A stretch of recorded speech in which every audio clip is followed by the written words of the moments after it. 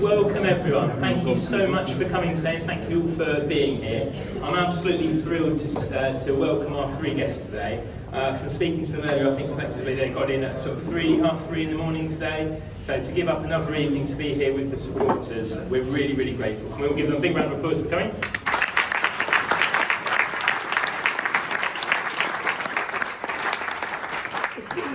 It has been quite a big day for blonde-haired men called Donald.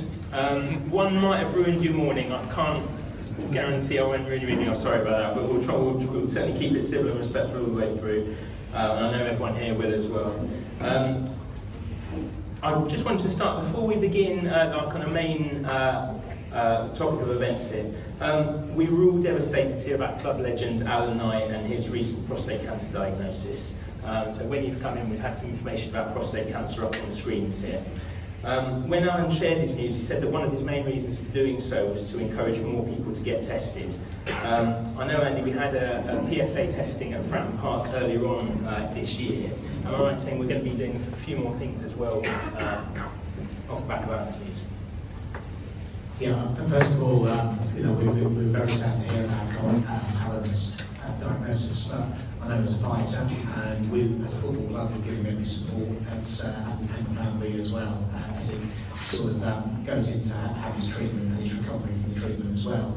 So I thought it was good that Donald mentioned this to me beforehand, just to make everybody aware that I'm not sure if you know, the lottery scheme that we run at the football club is operated for us by a gentleman called Barry Kilby. And Barry was the former owner of Birmingham Football Club and runs a number of club lotteries.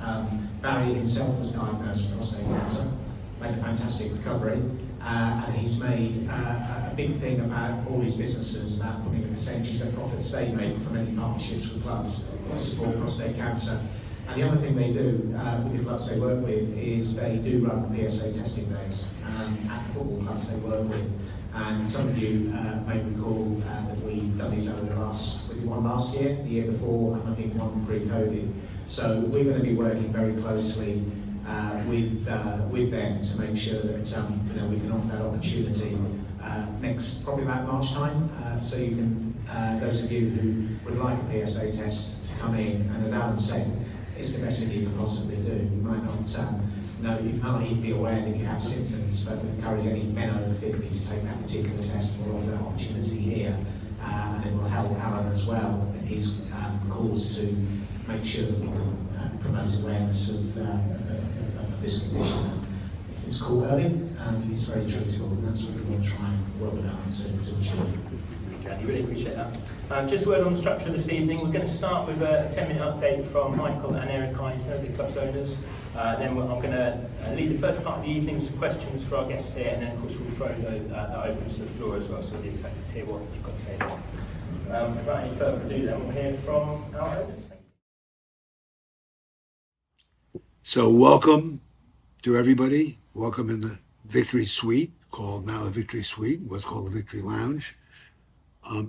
Maybe today it's the non-Victory Suite, but anyway, I'm glad to see you. I'm here with Eric.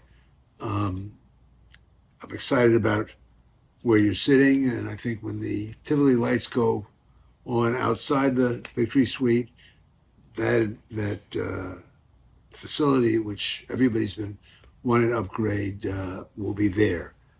I guess it's kind of a difficult time to talk about progress in the non-football area, but we have to deal with what we have to deal with. It's been a upsetting beginning of the championship season.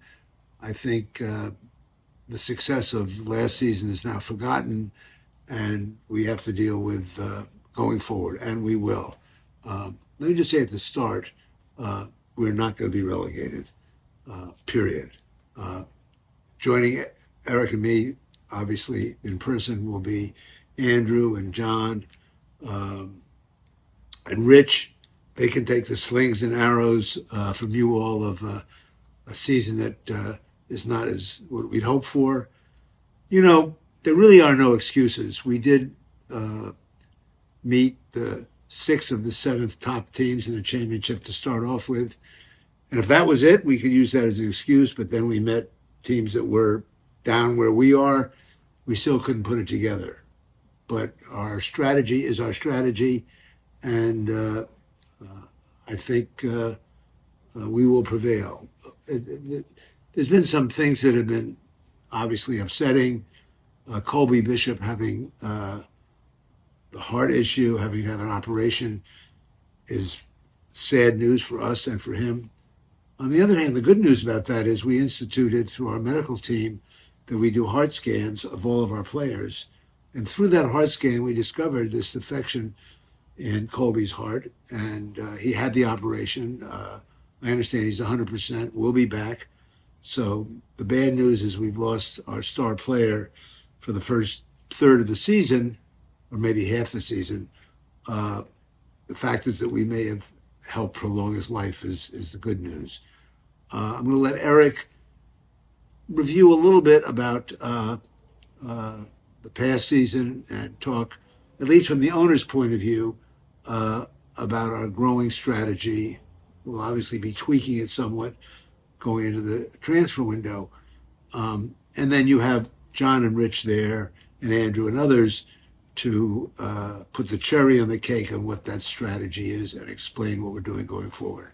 So Eric, why don't you just talk a little bit about the last season and about the strategy, and I will say that we do have a conversation with Rich and John and Andrew and the whole team easily once a month. So we are informed, but you'll be more informed after you talk to them today. But Eric, go forward. I can start. I would say, forgive us if we're a little tired. We had up late watching the election last night in America. So. Oh yeah, let me just interrupt. Okay. Our problem at Portsmouth will be over in weeks or months. Our problem in America may take 4 years. But anyway, go on, Eric. So, again, being a little tired, but last year was such an amazing year and full of winning. I believe we only lost 4, maybe 5 games towards the end. And we knew coming into this season that it would be a lot more losing. Obviously, we didn't expect the extent that we're at right now. But we find us where we find ourselves, and we're going to stick with our strategy. And our football strategy has to remain consistent over the long term, which is to recruit younger players, develop them internally for ourselves, and then either sell them on or use them to rise in the championship and hopefully get to the Premier League one day. You use the example of Kamara. If he was our player instead of Norwich, we would have, I think Rich and everybody did a great job developing him. And then all of a sudden it goes to Norwich instead of us, the 4.5 million. So that is our long-term strategy, which will take 3 to 5 years to see how the players develop. It's not an overnight because the players take some time to develop. But again, we're going to stick to our guns and develop players for ourselves. As I say that, because of our poor start, in January, we may have to adopt a little bit of a different strategy relying on loan players, but we're only going to bring in players that can affect the team right away, that can get us up the table and out, and if we are in the position of a great escape, we would have to do that. That said, it's still very early in the season, and it's starting to get a little bit longer in there, but we need to stick to our guns and continue with our strategy, rely on our management that we have faith in, develop our players, and continue on. And I think over the long term, that is a great strategy. We do not want to be a yo-yo club. I will say that. We are not going to get relegated. And I think we're going to find ourselves in January in a position where we'll make the moves. And right now it's been a really tough go. Obviously it was a tough game against Plymouth. We seem to be able to put one half together and not two halves together. But with that said, developing our own talent internally and then using them as to sell on again or to use them to climb the ladder is the goal, will remain the goal. And sustainable football is the magic words. And with that, I say play up Pompey. The fans, you have been amazing. You're always there cheering louder than any other team. Every time I see the other teams talking about our fans, we say they have the best fans in the league, and we do. So hopefully everybody sticks with us, and we will get out of this together. Yeah, to just comment on what you said, Eric, the PSD and the fans in general are amazing.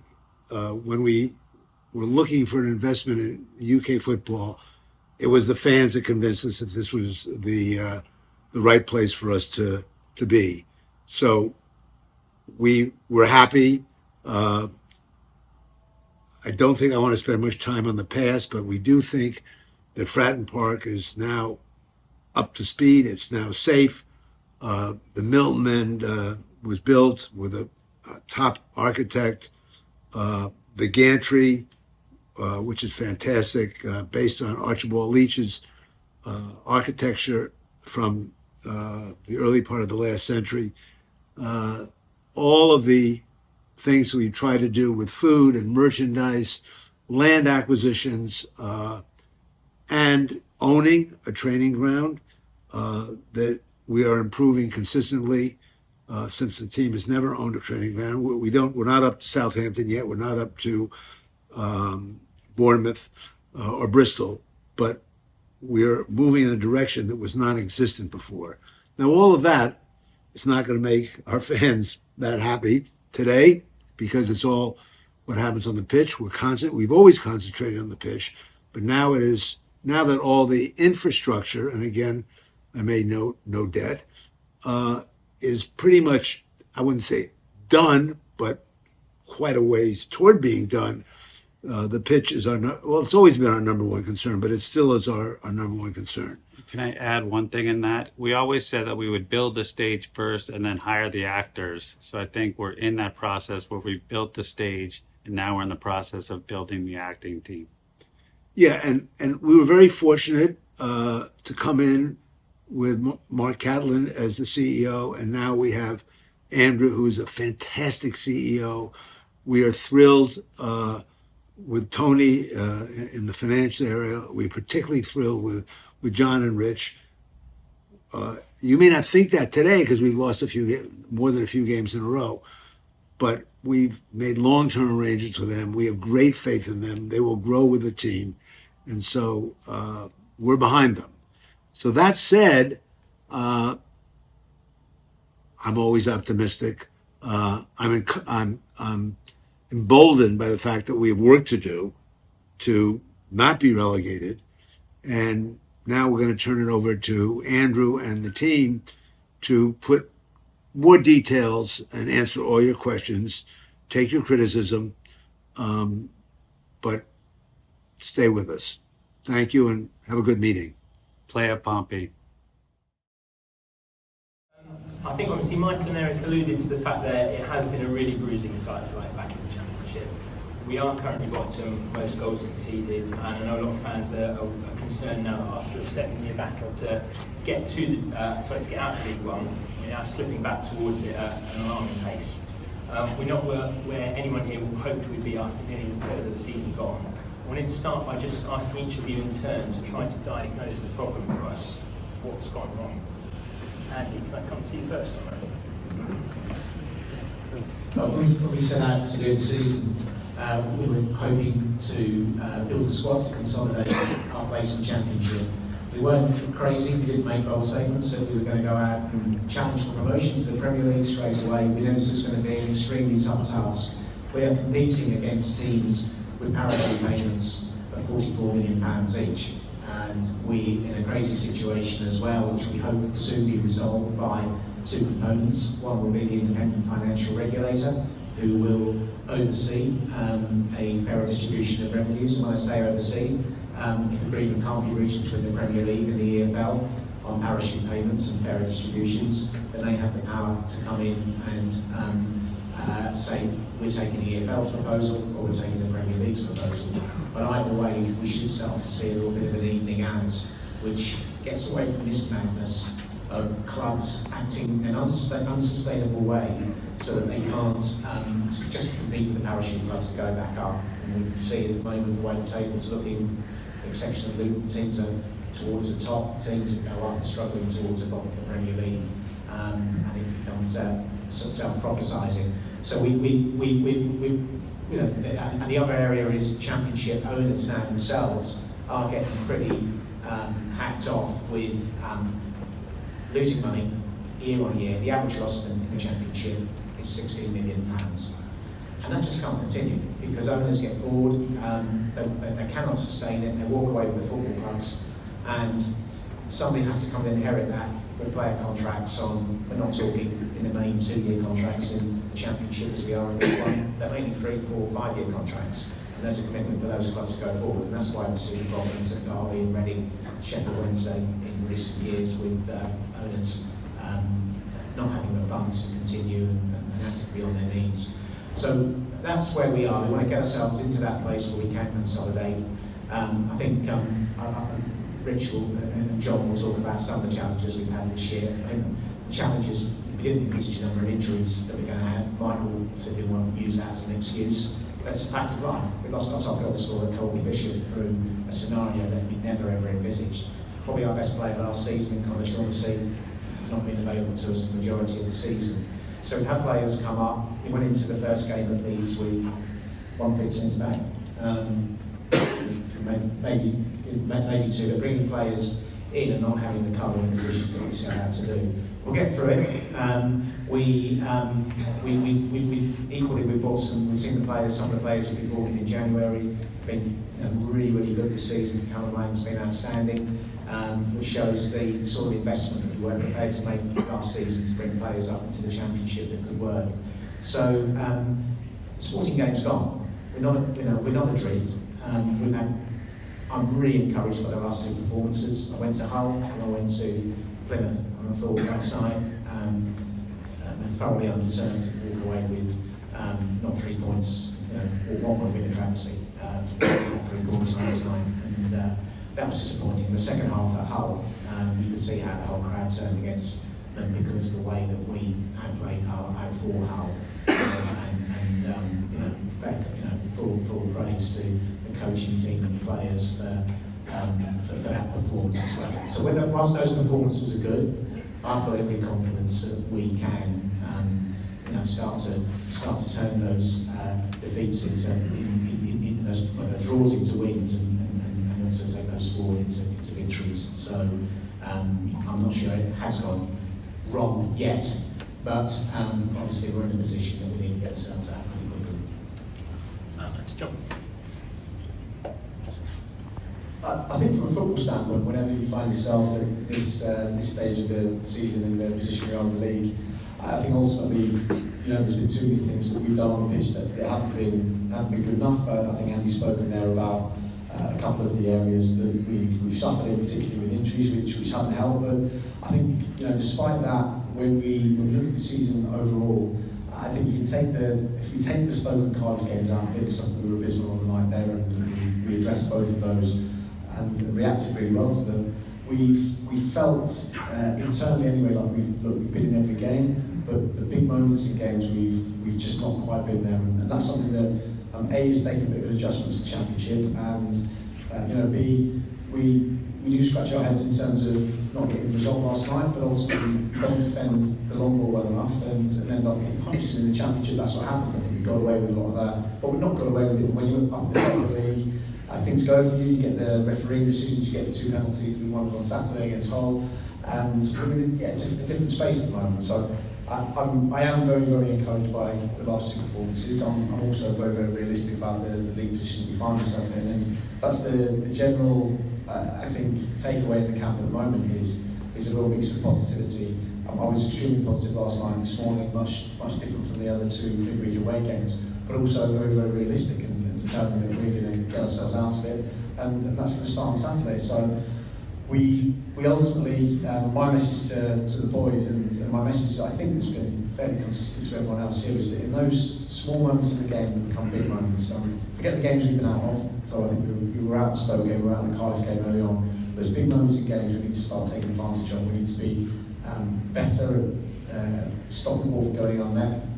The likes of the Plymouth goal last night. We need to be more ruthless at the other end, and I don't think we're asking for a huge amount. I think we create the chances. Same at Hull, and then I think when we do pick up a couple of results, we'll start to get the roll of three. We've had a couple of set pieces that fit the post against Oxford, against Burnley, Jacob Farrell's chance against Sheffield United.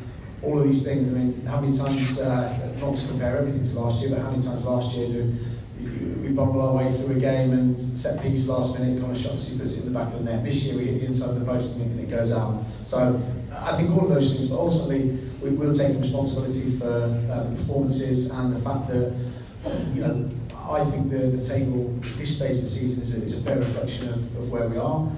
But I also think that the amount of positivity that I felt last night and in this room already means that we're in a half decent place. We give ourselves half a chance to really turn things around. And the only way we can do that is getting results, but we can start something.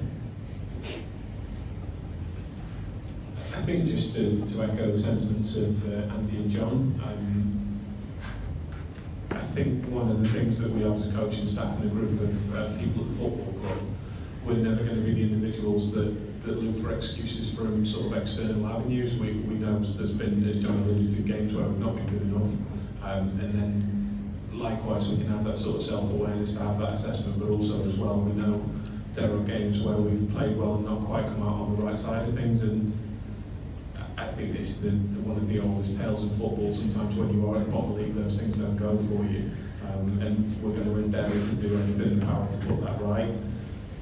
I think touching upon the sort of wider points that Andy mentioned, some of the challenges we faced, Colby Bishop was a huge one for us. I think at every level up and down the pyramid, losing goal scoring centre forwards is a real issue, and ability to replace those isn't easy at any point in the pyramid. I think they command the biggest premiums, and losing someone like Colby, you take out the goals from the team, but also actually the way he allows us to press and sets that sort of out of possession work off. That's a huge blow for us, and very much looking forward to getting Colby back into the fold when he's fit and healthy and well to do so. But then I think I'm sure there's going to be a question around injuries at some point, but I think one of the things that we have struggled with, we have had injuries. I don't think it's hugely disproportionate to other teams, because every time we're coming up against people, there's always that element that they're losing players and well-publicised issues around Man City at the minute. But I think what we did struggle with was that sort of it was sort of exaggerated by them all being in certain positions. So like as we alluded to, going to Middlesbrough with only one sort of fit centre back, and we've had Tom McIntyre coming back from a hamstring injury, Regan coming back from his ACL, Connor Shockley being out, Jacob Farrell being out, which then limits sort of Conor Ogilvie. So it's that real sort of concentration of injuries in certain areas, which has left us a little bit weaker, but we have to deal with that. We have to move forward, and we have to keep keeping the positivity in what we're doing, and starting to see the sort of fruits of that in the last couple of games with the performances we put in, and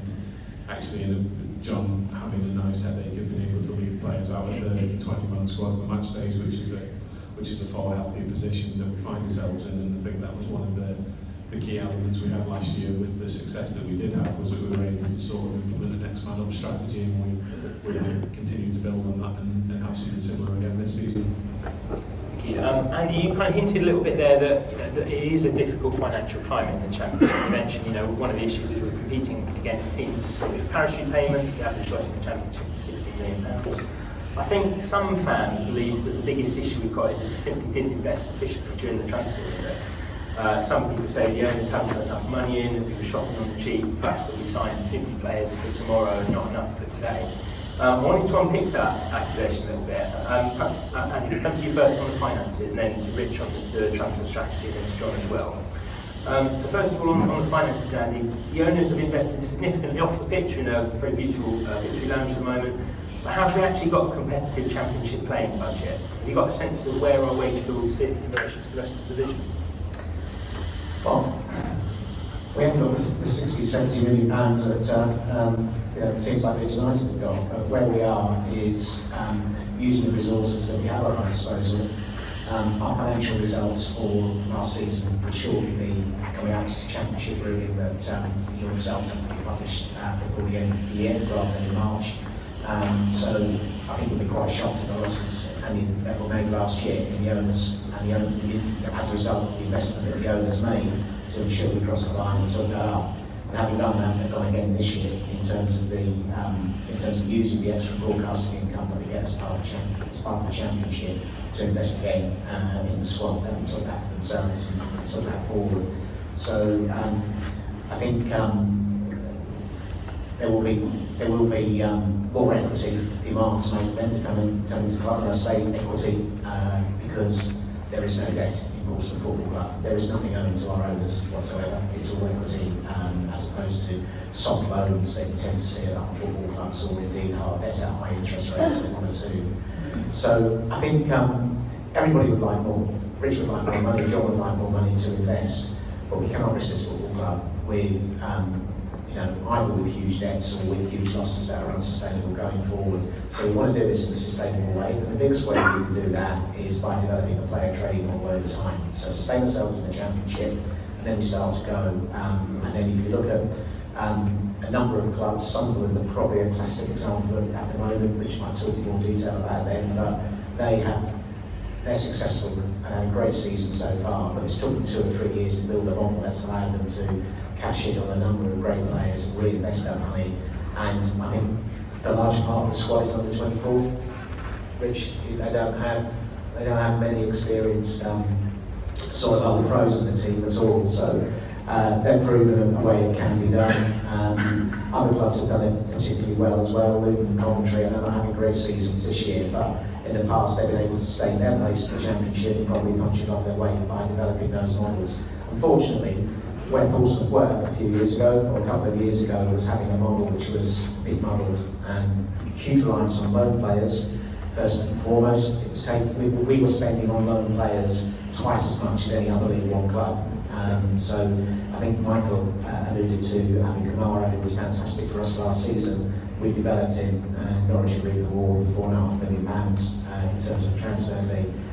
So we did, and the other part of the model, I think everybody felt under a bit of pressure in the past to get that quick fix promotion and do it by players on the way down. So a lot of investment was made on players towards the end of their career in the Championship coming to Portsmouth who are unable to help us achieve that challenge.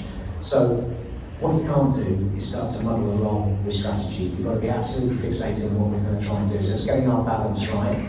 And this season, we have invested in experienced Championship players. Obviously, Matt Ritchie came in, but Josh Murphy was a much coveted player in the Championship, and Rich and John worked so hard to bring Josh to the football club, and that's an expensive investment that was made because it didn't have a fee. Some people say, well, you haven't invested, but it's not just about the fees; it's about the salaries as well that you pay the players to go forward. So it's that investment which is important. So our goal, I think Michael said over in January, is to make sure that we might tweak that model slightly for here and now, but the longer term aim is to continue to invest in young talent that will become real assets for the Portsmouth Football Club and make sure that we can compete financially in the club. Made a very impassioned case for the player trading model, and certainly we heard our owners reaffirm their commitment to that in the video as well. So Rich, on that player trading model that we've got, and you mentioned we put in a lot of free transfers that did have Championship experience. Jordan Archer, Josh Murphy, Jordan Williams, Dizelle, Richie, they've all played a good number of games at this level. I think it's quite noteworthy though that the players that we did spend fees on, Jacob Farrell, Elias Sorensen, Kamara, Schmidt, Blair, Boat, that group were all coming in either from abroad and needing to adapt, or young players needing to make a significant step up in order to perform at this level. Has that player trading model worked for us in the Championship, or are we still to see the fruits of that? I think that one of the things with recruitment is, I think, at the moment it's rightfully coming under scrutiny. We know the team's not probably performing quite to the level we want, and I take your points on board in terms of the players we've brought in. However, and this isn't a point about the sort of wider budget and the investment of the ownership group. Our job as a sort of executive team is to come up with the best way of utilising the money we have available to us. And in the simplest one, we don't want to give John a group of players that are sort of like, if you have too much of one thing, it's not going to be effective. And I think I please someone check the sort of numbers on this, but I think from the 11 last night and a really positive performance that 8 of those players have been brought in from January onwards. There's definitely a lot of upside in the players we've brought in. However, again, as I alluded to at the start, we understand that there's an immediacy to be successful at the moment, and we have to balance that off. And there's, for every Matt Ritchie, you've got a Harvey Blair, and there's players that can have significant upside and help the club in terms of the player trading model. But I think that the key element that really highlights it for us is that, without echoing Michael's sentiments, the point about Abdoulaye Kamara, I think when he joined the football club, I don't think it was met with a particular wide fanfare from people, and rightfully so, they wouldn't know him. I think his first sort of 6, 7, 8 weeks at the football club were indifferent. I don't think anyone would take offence to him saying that. And then he blossomed into a player that then becomes just under £5 million. And that's not to, like, the credit that goes to John, the coaching staff, and Abs as well, who worked really hard. And that's the benchmark. That's what we lay down. And we're in a point as a football club where we can't afford with our model to be making money for the football clubs. And effectively, there was, you take Alex Robertson and Abdoulaye Kamara, was close to £6 million worth of players there that we've had real significant effort and time into developing and got no rewards for it in the on-pitch success. So we have to back the model, we back the recruitment department, myself included, and never sort of shy away from that. And the work that the scouts do to identify these players. Yes, they need to perform and show their worth, but we all know that the work we've done with these players, they've all got attributes that we think they will be successful for the football club. The issue comes with recruitment is it's not an exact science. It is an art form, it's a lot of work. We'll always strive to get more right than we get wrong, and we'll continue to self-assess. We go back and we review everything we've done, and we see where we think we've made good decisions and where things might have panned out a little bit differently. But I think there has to be a level of patience and a level of faith in the player recruitment for us to continue to build and be successful and be the model of football club that we want to be.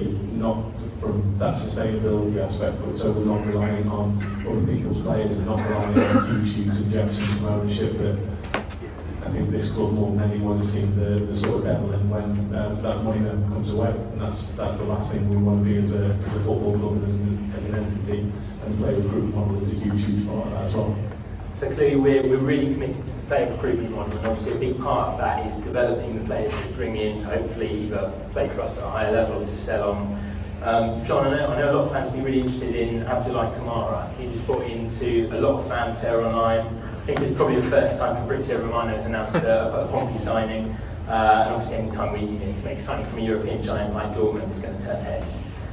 Since then, he's only made 3 substitute appearances though. John, can you give us any insight on why he's not making the first team and what he might bring to the team when he does make his way in? Yeah, I think first and foremost, I speak to players extensively about this, and players knock on my door and they ask for specific reasons about why they're not in the team. And I always give the players those specific reasons, and my reasons without doing, I don't think it's fair to sort of share beyond him. But the insight I would give is that I do sometimes players don't sometimes understand this, and I think it's a player.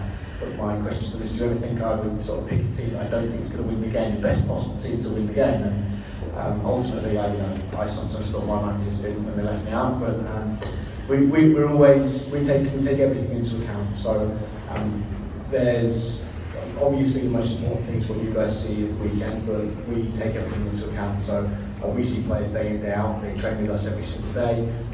We interact with them, for the last sort of 48 hours. We had all the players, and particularly in Andrew's case, he's come over from Germany, and it's taken a bit of a period of adjustment, living in a different country. The language barrier is very much there. The pace of the championship is very, very different to what he's been used to playing in a B team. And I think when he's come, he's shown some real glimpses, and there's loads that he needs to work on and loads that he needs to polish his game. And there's plenty of opportunity for him there when we do assess things day in, day out, week in, week out, for him to push his way into the side. And there's absolutely no rush with Abdou either. When we think he's good enough, we're going to play him. At the moment, he is 14 games into his sporting career, which is incredibly, he's in his embryonic stage, and I know there is probably frustration because fans would like to see him a bit more. But that's that's the sort of bottom line really, is that we feel that the players that we are picking ahead at the moment are better suited to win games of football.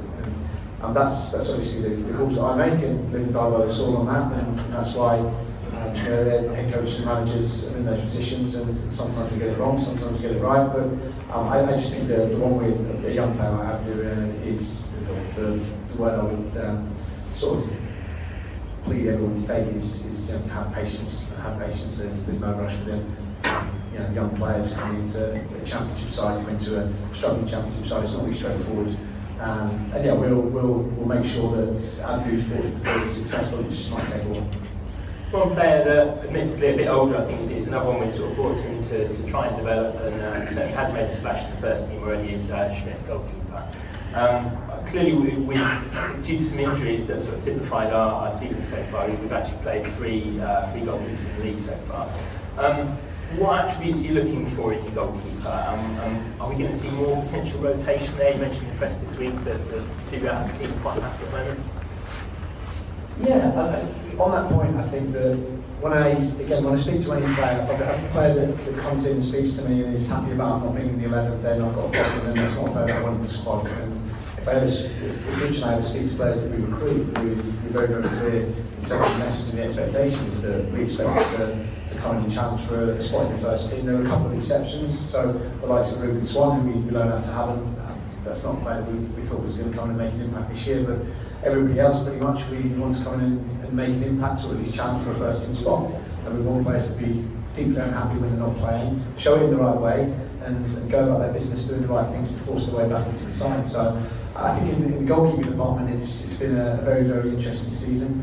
We've I think got three really competitive goalkeepers, and we did that very, very deliberately because of the situation that we were in at the start of the summer, where we only had one goalkeeper in Will Norris. We knew we wanted to get Toby out on loan for his development, which we managed to do. Unfortunately, we had to call him back, but we had one goalkeeper, and the strategy around the goalkeepers was to bring in somebody like Jordan Archer, so that we could then work on bringing in somebody else that was probably going to compete for that number one spot. And if we didn't manage to do it, we still had a really able number two / player like Jordan, who's come in, and when he's affected the first team or come into the first team, he's affected it really well. In terms of rotation, I think, again, I'm always going to pick the best goalkeeper that I think is going to help us win the game. I think that's Nico at the moment. I think he's been fantastic since he's come into the side, and he shows the attributes that we want to see in goalkeepers, and the attributes that we saw Will put to such good use last season. And last night, I think typified things for Nico.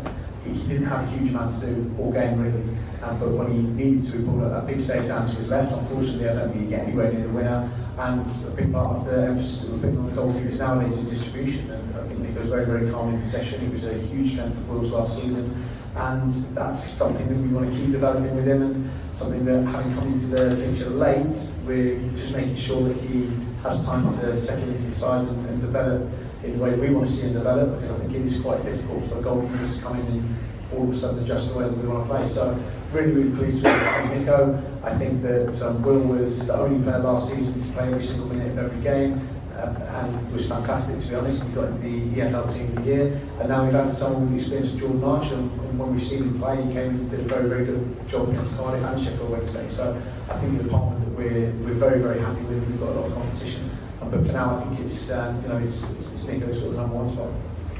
A name I think we've probably heard more than any other this evening is Colby Bishop.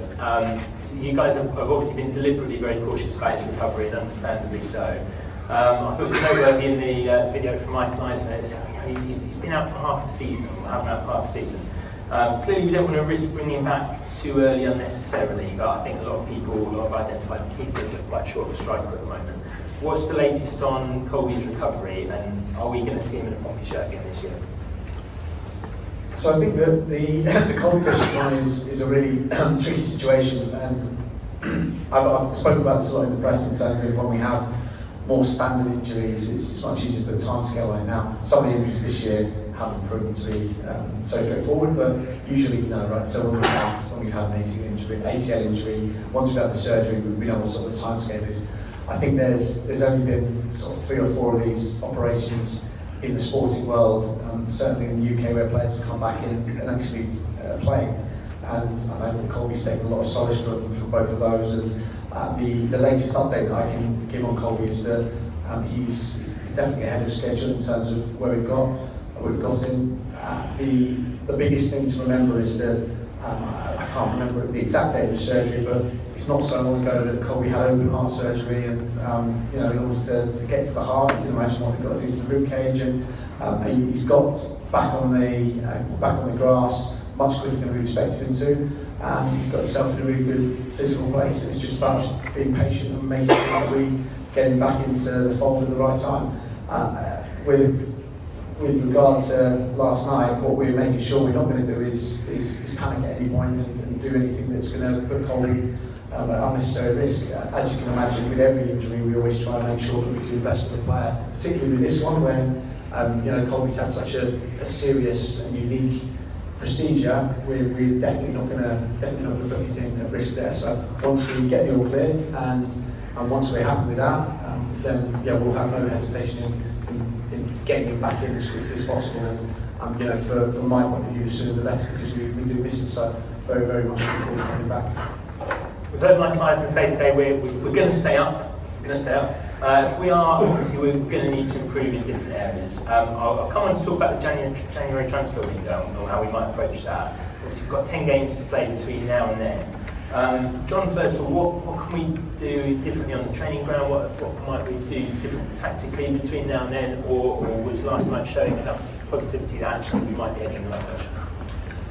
Certainly in the last couple of games tactically, or the last 3 tactically, I've been really happy with where we've been at in terms of the game plan and in terms of the fact that we've competed in those games, albeit we drew one and we lost the other 2. I think there's probably been a couple of games where I got it wrong and have looked at it after the event and thought it's always a combination.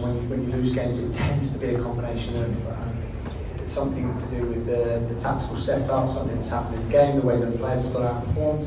So we're always looking to make tweaks, we're always looking to improve ourselves, and for you guys that are more interested in the tactical side of it, we've changed the way we press in the last couple of games, and we've done it with different personnel, and we think it's worked really well, but we've had to work hard on making sure we get that right. If you don't get the press right and you get picked off, it can be very ugly at the other end as well. So I think we're looking a lot more solid defensively, which has been a big issue for me. I think we've shipped far too many goals and far too many soft goals. We've looked a lot more solid. We've conceded far fewer chances than we had been conceding, where we look at some of the games and we come away facing 25, 30 shots, and that's not a level we need to be at. It's not an acceptable level, so we need to make sure that we start by being very, very solid and keep a clean sheet, stay in games, and we give ourselves a chance off the back of that.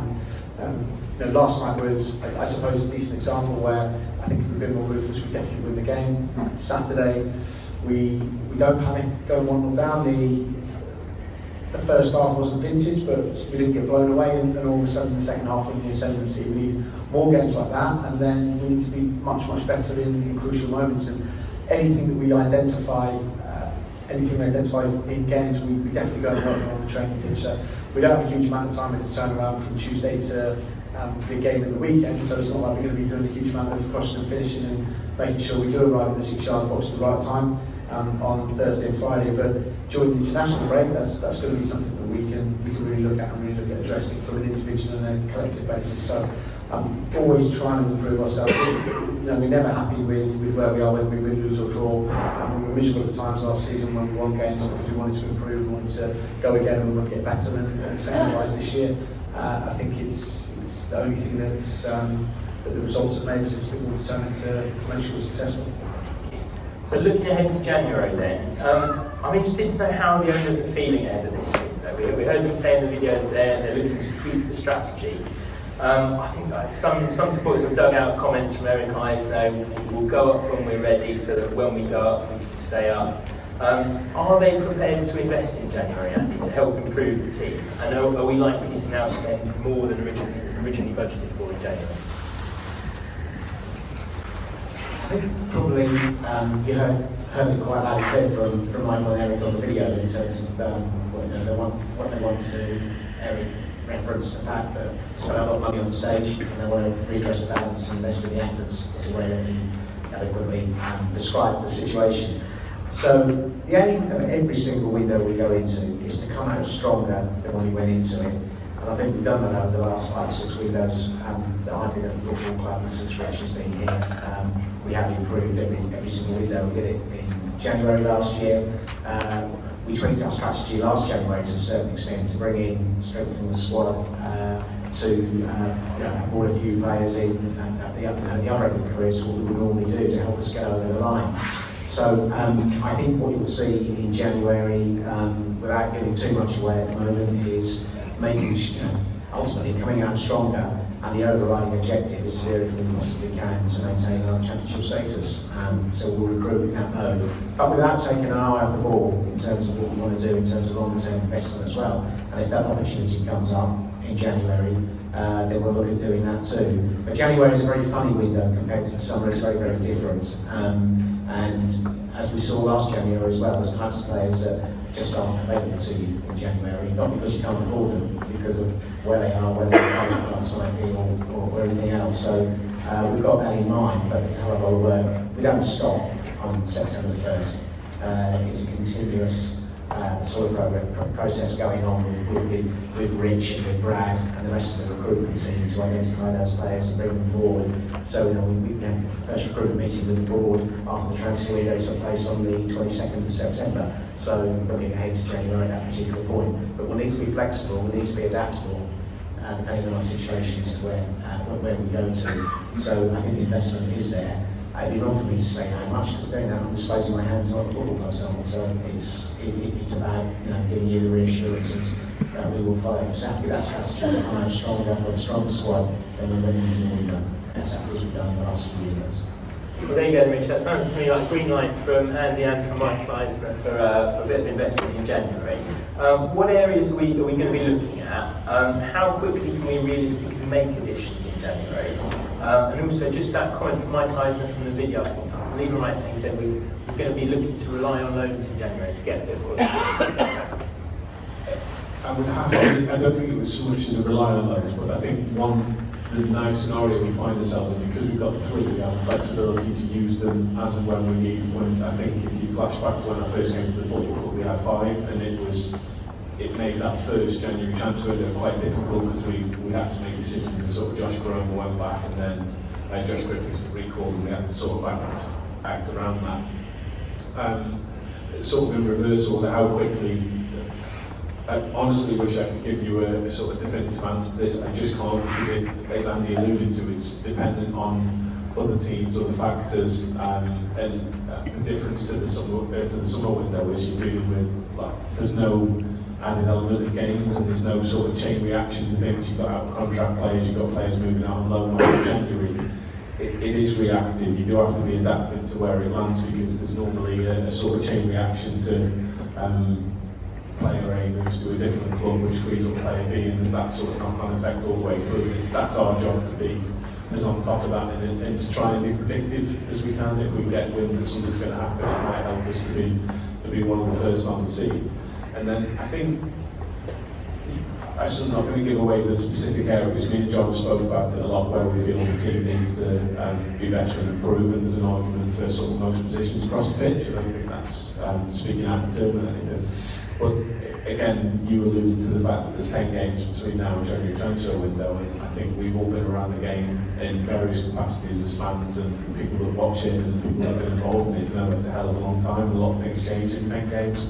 So we've got our ideas, we've got our sort of philosophies on where we think we want to improve, but actually there's also 10 games, and that's sort of the message to the group at the minute. Let's focus on those next 10 games. There's players all stake claims, players may sort of slide away and want to look at other opportunities and sort of everything in between.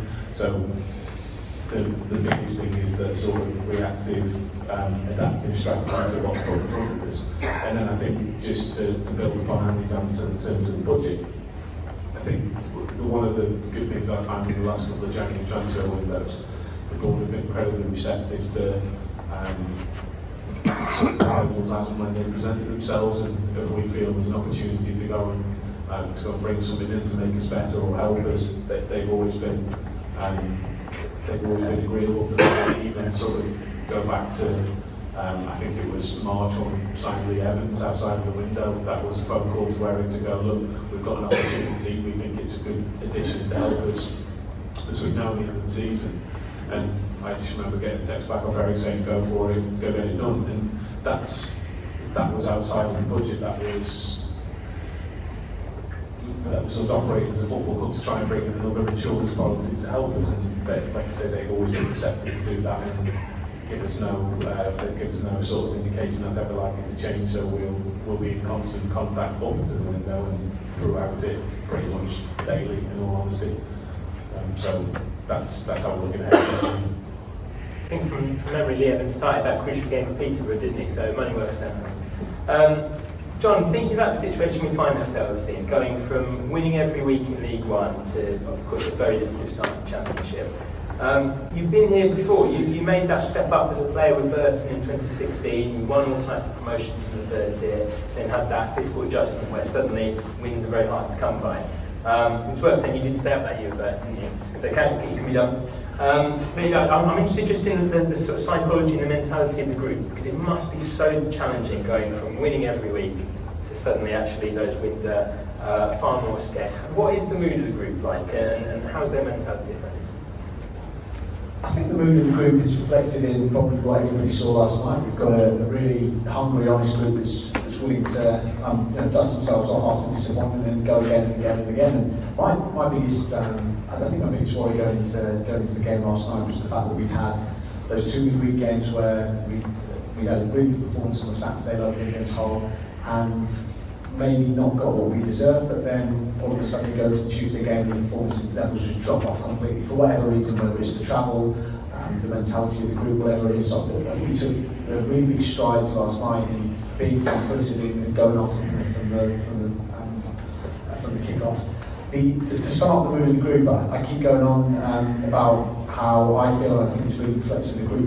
There is some positivity there, and the lads know that they're very, very close to picking up results, but there's that real sense of realism that we've got to be better, and that we can't keep coming into change room after games going, we're nearly there, we're sort of nearly at the minute. So the spirit in the camp is much better than you'd imagine for a side that is down the bottom of the league, and without that sounding like something that's going to negatively impact the group, because you don't want to be getting away with the position. No one's happy. You're definitely not happy, but there is a lot of positivity. You need that positivity and confidence to pick yourself out of it, and at the same time, just a real sense of reality that here's the areas we need to improve, here's what we need to do better on a daily basis to actually go and win games. And I think it's a mixture of the two, and I'm feeling very, very bullish about the state of the squad at the moment. As I spoke to the press this morning about that and how I feel, and I usually tend to pick up where the group's at pretty well, and at the minute I think they're in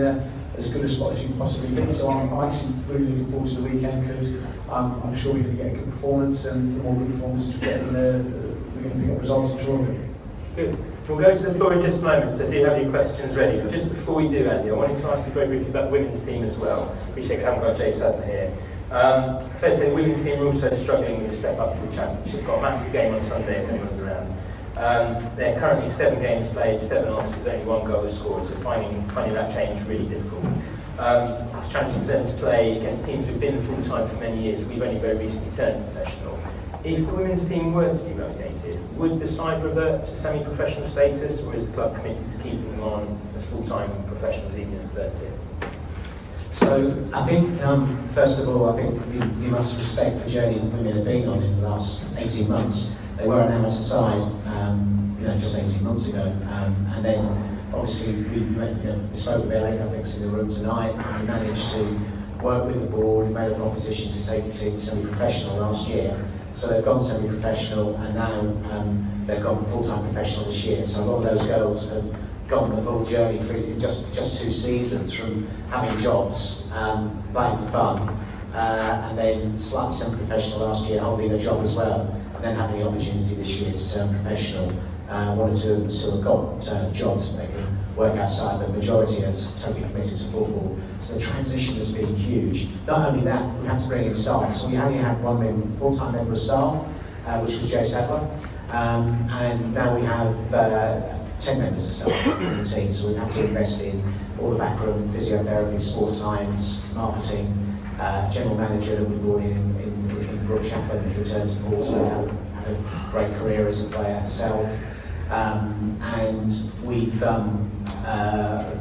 and then safeguarding is important. We have to bring that in as well. So there's a huge commitment in terms of investment to make that step up, and to maintain that sort of strategy in the third tier where there is no central income coming in. It's all what you can deliver makes that quite challenging. Having said that, a number of the girls are on 2-year contracts, like the men. They have relegation clauses and they have promotion clauses as well. So we will have to review a number of different things as we go through the season. Not least if we stay in this league, because the league next season will require extra commitments on us as well. So we have to, for example, second year you have to have an academy as a women's team. Not the same way as you have for the men, but you have to have one age group as an academy team. The workforce grant funding that we currently get won't exist next season either, so that's another investment that we have to consider making as well. So it's about understanding all of that. That's what Brooke is doing at the moment in terms of working out all the different scenarios as to what our future looks like in both the Championship and what it might look back in the National League if we go down there. But it's going to take some time. Everyone's talking about this explosion of women's football, and yes, it has in terms of interest and eyeballs. It's been fantastic. But in fact, for it being sustainable, it's probably going to take the league by their own admission. The new Women's Super League Limited, it's going to take them probably the best part of 4 to 5 years before clubs can start to sort of break even without the over investment that's required to sustain those teams. And we've got a bit like the Championship at the moment. You have got a huge gulf in terms of spending. You've got 2 clubs. One founded obviously in the team that came up with us. We're already professional, Newcastle United, and that investment has continued, obviously backed by Premier League and Saudi Arabian wealth. And then you've got another club, London City Lionesses, which is a multi-club model where the owner owns Washington Spirit, and she owns a number of other clubs in France, Lille in France, I think it is, might be wrong on that one, so don't quote me on that, but she's got 4 clubs, and her total business model is to invest significant money in each of those 4 clubs to actually build something special in women's football, so they're different model to everybody else. But as you said, Donald, thanks to the club, we've got a massive game on Saturday and Sunday, 2 o'clock at Western Park. If you're season ticket holders, there's a discount. We're also planning to stream that game on the new Pompey Plus channel as well. So anybody with a Pompey Plus subscription will be able to see that game. That's something we want to do to continue to grow the game in Portsmouth and make this really, really exciting. We're working really closely with Claire as well in terms of Pompey in the community, because the success of the women's team, the profile that the players have, because a lot of young girls who follow women's football want to identify not with the team but with the players. It's quite interesting that when Frank Kirby made the move to Brighton this year, a lot of she was at Manchester City, wasn't she? Or Chelsea. But a lot of people who follow Chelsea now follow Brighton because they tend to follow the players in that game. So really important that we build the profile of our own players, which is something that we can do for our channels. So yeah, it's work in progress. One of the work streams we're currently working on to understand what we do for next year. But I can't make those sorts of commitments at the moment, Donald, in terms of what it looks like, and we're on to do that. Before we do go to the floor for questions, I did just want to recognise the commitment you've all shown to come and do this tonight, particularly after a long journey, particularly after a defeat, particularly after a tough start to the season. I'm sure lesser clubs and lesser men probably might have cancelled tonight, actually, so thank you very much for coming. I think that really sort of exemplifies actually why we are such a good club at this. We found out today we've been nominated for a fan engagement award at the FSA Awards, which I think just because the club's so good at opening themselves up to transparent, honest, robust dialogue with fans, so thank you very much for that. And I know everyone here is going to really appreciate your time and commitment to that, and I'm sure will recognise that by being civil and respectful in their questions as well. Are you on roving mic, GC? Thank you. Yes, so Mark's going to come around with one of the mic checks. Thank you. Do you put your hand up if you've got a question for any of our guests? Sorry, start just in a second. Okay.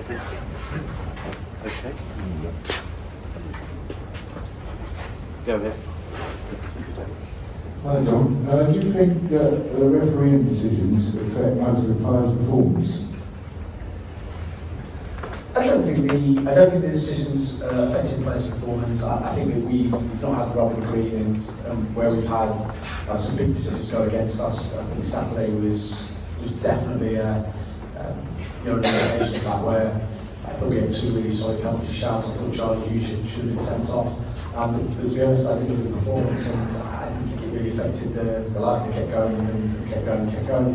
It's frustrating as a player, and sometimes it's where the other way, where sometimes the justice of those decisions will spur you on. So it's a really interesting one. And if I look back at the 46 games last year, there weren't many at all where I felt that we were on the wrong end of refereeing decisions, to be honest. And I think that's the way it is when you're up at the top, because maybe the minor details or the small decisions that don't go your way, they come up and you end up winning 2-0, 3-0, whatever it is. And then all of a sudden you forget about it and think, I'm not even going to bother looking at any of that. But when you lose games, you do start to microanalyse bits and bobs. And I think it's really important for us to acknowledge that, yeah, we want to keep making sure that referees perform as well as they possibly can, but also not get too bogged down on that. And it was one of my messages at half time to the lads yesterday. We've got to put the ball in the back of the net. You've got to go 1 goal up, 2 goals up, to make sure that a slip, a poor refereeing decision, and let that poor moment in the game for only the player doesn't cost us. And that's what we didn't do well enough last night. Thank you. I think there's actually one just behind you there, so yeah, see for this. Thanks. I'd just like to ask a little bit about the strategy, because one of the, it's a great idea that you buy young, bring them on.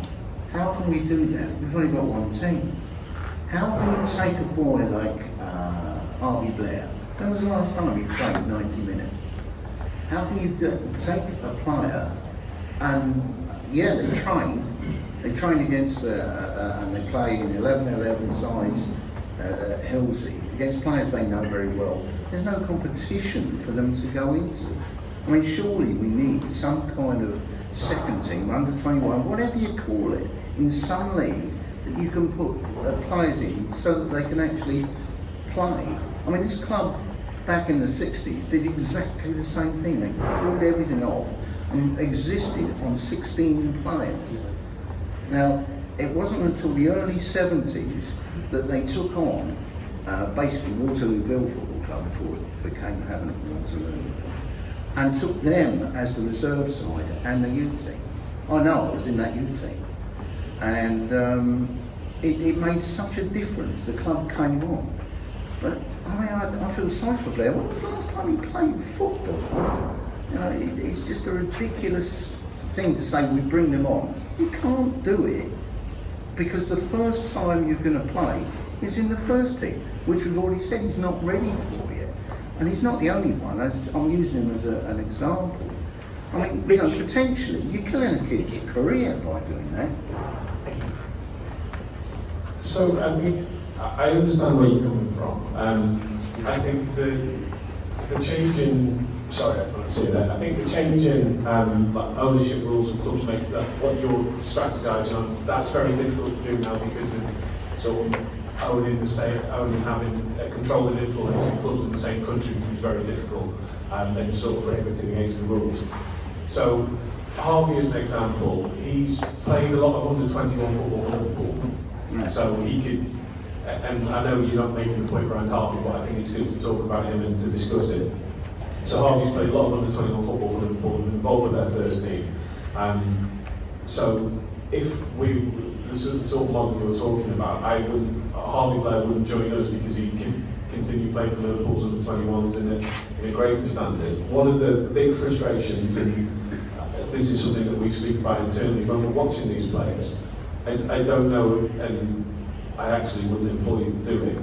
I imagine you don't watch a lot of under-21 football because it's very, very difficult to watch and doesn't always replicate like the complexities of senior football. So there's like a wider development point about how you sort of replicate a better intensity in under-21 football. for reference, Harvey played against Fulham a few weeks ago in the last international break, and he's been out with a little injury. And that is again a point of players coming out with the 21s are not used to the intensity of the Saturday, Tuesday, Saturday, because those standard leagues don't tend to replicate that. And I think there's like a wider piece for us as a football club to manage our own players' development, but it's also part of a much wider strategy around better replication of competitive senior football and under 21 environments. And I know like certain clubs who have these, like the Cat 1 academies, will try and go down a route where they bring a sort of ex-player back to go into that environment to try and help them. So like Tom Huddleston was playing for Man United under 21s, James Spears at Liverpool, Ollie Lancashire went back to Southampton. The teams are trying it, but actually it's, I don't want to say a failure in the pyramid, but it's actually replicated across different standards of football. Is something everyone finds frustrating. With us, and the relevance of this is, we want Harvey to get through and play in our first team. But again, it's like Abdoulaye Kamara was at Norwich under 21s playing that football. We have to give them opportunities. And John alluded to it when he's talking to the team. It's also up to the players to be knocking down the door and showing enough in training and showing the glimpses when they come on in games and continue to improve and build upon what they're showing to John and the rest of the coaching staff to get those opportunities. But it's a tough challenge, and it's something that we face because there's that intensity of the 3 game weeks and a continual repetition on playing. So it is a very tough thing, but that also, because of the nature of football that we find ourselves in, you're looking for those that adapt to it and overcome the challenges of doing it and find their way into the first team, and they're the ones that will go on to have very good careers. But surely if they to play is the object of the game anyway. And if they're not playing, if they're just training, I mean, that is goddamn boring for a start. I'm keen just to make sure everyone gets a chance to ask Yes, questions. sorry. Really, thank you, Dave. Over here. Yeah. Can I just ask John a question? I spoke to John a few minutes ago and said, everyone's got total confidence behind John. The whole game was great. Last night's game was greater, apart from the fact that we obviously were not scoring goals. You've mentioned tonight and in the press about trying to be more ruthless in front of goal. What do you do on the training pitch to try and increase our ruthlessness? Whilst Colby's out until the new year, what do you do on the training pitch, John, to try and improve our goal scoring abilities? So if you look at the gap between last night and Saturday, what we've had is obviously the lads got back in really late yesterday, so recovery day today. They're off tomorrow, we're back in Friday, which will just be a prep day for the game of the weekend. But very, very light physically, so there's not a huge amount of training we can do between now and the weekend. Everything that we've done and highlighted last night, and particularly around the centre forward, the 2 wide and the 10, about the positions they can put themselves in when the ball's coming in the box. So this week will be much more heavily focused on, it doesn't sound like a great word, but classroom work and talking to particularly the forward players about the fact that when the ball is delivered in the box, we don't need you outside the width of the goal or hanging out of the back post waiting for the ball to drop. We need you within the width of the goal, in the 6-yard box. That's the run we need you to make, that's the run we need you to make.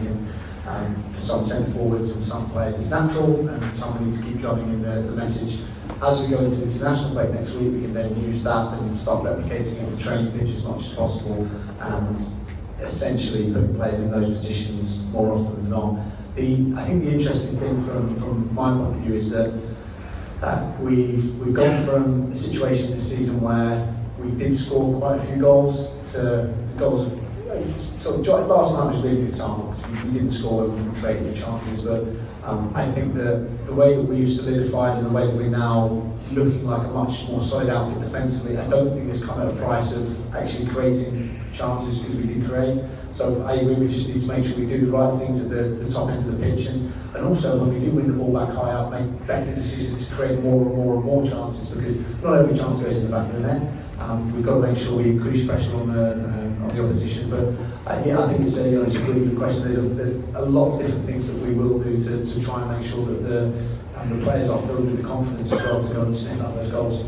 Okay, good answer. Thank you. Good answer. You know, question, Andy? Just before I start my question, John and I actually went to the same school, so if you want any gossip on younger John, grab a beer. Yes, please. My question is quite multifaceted, so just bear with me. Developing our own players, it's all very well and good. There was maybe a throwaway comment from Eric regarding the January transfer window about targeting loans. That's not really developing our own players. Case in point, Robertson, Kamara, they played for us, became idols, and they've been sold subsequently to Cardiff and Hull.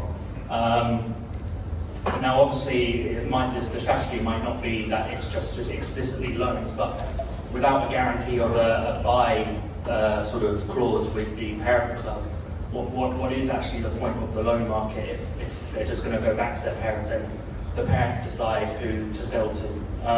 And then subsequent, sort of my follow-on question is, again, it might have been a throwaway comment from Eric, but he said the stage is set and we now need to fill it with actors. To be blunt, the stage isn't set. We have a waiting list of season tickets. We have a training ground that sure is being developed and being built, but what worries me the most is we don't have a strategy, or I have heard absolutely nothing on the academy. I mean, is Greg still working for us? The reason why I want to expand on that is because that does give us an opportunity to develop our own players. When I read up on lower clubs than us, sorry, I'm a bit nervous. When I hear about lower clubs such as John and I's local club, Wycombe Wanderers, for example, submitting planning permission to build their own academy, to build their own dome, and then you look at a really proud club like Portsmouth, who has really tenacious people, young people who really want to play football, and we don't have an academy. Now, when I sat in the hall meeting and said yes to selling to Eisner, one of the key pillar stones was academy. Like, we were going to develop our own Justin Britneys. I haven't seen any evidence of that, and I'm just curious. The stage isn't set, so what is the plan for the academy in particular? Sorry. That's great, thank you. So if we come to Rich first of all, just on the first part of that. So, I think Eric made the comment, and I wouldn't get drawn into it too much in terms of January is going to be. We have the opportunity to change the squad in the way that we see as best fit. So whether that's a loan player coming straight to help us, whether that's buying a player, whether that's any iteration of that, we have the opportunity to do that. So I think that's important to know. I think with 3 loans we can bring in 2 more if we don't lose any others. I think your point around like players coming from higher clubs and then going back, it is completely valid. I can't change that from anyone. It's the sort of the way the pyramid works. I think we've seen it again, seen successes like Freddie Potts this year, who's doing really well for us. The essence of it is we feel that Freddie helps us in the short term, but West Ham see a future for Freddie as a West Ham player, and would command a multi-million-pound fee because I think Freddie Potts, bold statement, will end up playing in the Premier League at some point in his career, and West Ham probably share that view, so it is really difficult. I think the loans in January will be players that we sort of anticipate to make a huge impact for us. That will be the plan and the sort of modus operandi, if you will. That's what we want to do. We want to bring players in that are going to help us. And like I say, whatever iteration that finds itself as a permanent transfer or loan, we'll look to react accordingly to give ourselves the best chance of being successful sort of post-January. So I hope that answers that part of the question for you. I think Andy will probably have a few points to mention on the academy. Greg does still work for us. He's been buried into an academy audit this week as part of the sort of the way the funding works. There's a lot of external companies that will come and make sure that you're operating in a way that they want to help utilise your funding. I can only talk in my time at the football club. That's not the first time someone's mentioned Michael's comment at the Guildhall. I completely understand it. I think it's one of the greatest things in football when you get the sort of local player from a local club playing for their home team. It's something we all want to strive to, and I can't talk about what's gone before, but I can see all the good work that's going on in the academy, and I probably find myself having to say that at every meeting, and I get everyone's probably frustrations of when that player gets spit out and couldn't pop into the first team. And I think the challenges that they're faced with in academy football is really, really tough to do that now. But I would urge everyone to say, and this is something me and John spoke about, Toby Stewart was on the bench, and I appreciate that's nothing to get excited about, but in a really nice way. We brought Toby back, he was on the bench, and there wasn't a single member of the football coaching staff that was concerned about Toby if he had to come on in that game. So Toby's progressing really well. We're hoping he'll be one of those players to get through the system and play for the first team. Whether that be when he's 21 or 24, if we can see a pathway for the players being good enough, we'll afford them that time and then give them the opportunities to get in. But I think also it's one of the biggest challenges of football is to be successful and find a way of plugging in players, whereas Wycombe are having a very good season. I know they've got all this planning going on in the background. They're a very established League One side, Gareth McCleary, Josh Gowan, they have these players playing, and they're not really bringing anyone through their academy, and that'll be why they're investing. But the one thing I can say, and I appreciate everyone's frustration on the academy point, I see based at the training ground on a day-to-day basis, the hard work that goes on by everyone to make it a success, and the work that goes on in a really competitive market. So I can assure you that there's a lot of hard work being done there by a lot of really good people. Thanks, Rich. And Andy, just on that second point about whether the club in a wider sense is kind of set up for success. In terms of the academy? I believe it's sort of partly the academy, partly the stadium, and the sort of way through. Yeah, I think Eric's remark that he made there was relating to the significant investment they made in Fratton Park, over 20 million to protect the capacity. I came to the football club in 2021. One of the first meetings I had with the safety advisory group was to challenge the reduction in bed capacity of 16,500 to 14, with a demand that it's probably going to go down to 10,000 within 2 to 3 years. Fortunately, because the work Mark had set the scene in terms of, he didn't tell me when he persuaded me to come here, but that I'd have to move 2,000 season ticket holders mid-season. But because that work was in place, we were able to get the SAG to protect that 16,500 capacity, and we've now grown up to 21,000. I think I may have even read in one of Neil Allen's articles, or maybe I'm giving George the credit here, that the crowds at Fratton Park are the highest, I think, since 2003, 2004 season. So we've seen that growth, and I think that investment has meant that they haven't necessarily been able to invest as much as they would like in players, and that's why they want to switch the emphasis now going forward. So in terms of vision for the football club, in terms of it's looking at every available option that we can do in terms of where can we get extra capacity from. The biggest, obviously, prize is developing North Stand. You can see, I think I've said it before, from the projects at Cullen and Nottingham Forest and at Liverpool, that to recreate 5,000 seats by rebuilding a stand is in the cost of between 80 to 100 million pounds. 5,000 seats generates you £2 million of revenue, so you have to look at other ways that you can actually fund it. So we've got the idea of how we can develop the land behind the North Stand to provide us with some extra enabling funds, whether it be residential, whether it be people talk about hotels, whatever that might be, to bring that forward. We've then got the challenges. Well, no one's asked me about a rail bridge yet, but it's one of those that actually we're making some progress on in terms of the feasibility study now underway as to how that could potentially work at long last. So we're working very hard at seeing where that can come from. People talked about other options. Could you fill corners in? Could you extend the fragment going back?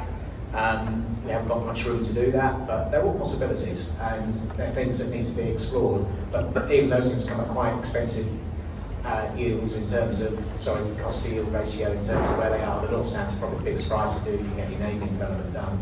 I want to pick up on the academy just to say that, it's not just great. He's got an incredible team of staff, both on the coaching staff and multidisciplinary staff behind him. It's a young team that's come in the last 3 or 4 years.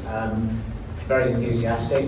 Some of the best staff there are good, and unfortunately, because they're good, they get poached. That's the nature of academy football. I think Greg had to make a huge cultural shift in change in the way the academy looked at when he came in 3 years ago, 3.5 years ago now. One of the big things we had one scab, no recruitment. There was no love between local grassroots football club and Portsmouth Football Club. We had to make some significant changes, so credit to James Barlow, who's head of academy coach, who made it their mission to go out and get local grassroots football clubs back on board. So they run CPD workshops, professional development workshops, where they could share some of the academy learning with other coaches. The first one they did, I think they had 3 clubs turned up, and they were incredibly disappointed, but it was a start. And the last one they did, I think about a couple of months ago, they run these 3 or 4 workshops a year. They had 72 clubs turn up. They had them from not just Hampshire, they had them as far up as Guildford. They were bringing people in from East Sussex, not just team men's coaches as well. We had some girls teams coming on as well. So that's the important bit, because what we've seen is we have to start at the bottom. So we've got, what we've now got is, because we've now got that recruitment going really, really well with 8 to 12 year, in that 8 to 12 which is called the foundation phase, where we're picking up the players. They weren't coming to us, but now they are, because of these connections, and coaches of the other clubs want to send their talent to us. Time you get to 13, if they're any good, you've probably lost them to another academy or another club locally. So the focus on 8 to 12 means at the moment we've got a really, really strong foundation phase in that particular group, because we're getting the benefits of that in the last 2 or 3 years. The foundation phase, what we've done, we've had to be harsh and ruthless in some respects, and I don't think it was happening necessarily before, but we've been releasing players at the age of 12 and 14, where we see they're probably not going to make the grade, and then we try to see whether we can go out and recruit a few more. Unfortunately, it's worked against us, because ultimately what I think everybody sees is, can you bring that player through from the into the first team? And Rich just mentioned Tony Stewart. I think we had the next 2 that we thought, well, certainly one of them was, I'd say both the players we thought the next 2 might come through were Xander Green's goalkeeper, and CJ, who went to Newcastle. Xander went to Wolves, and we picked up significant fees for those 2 players.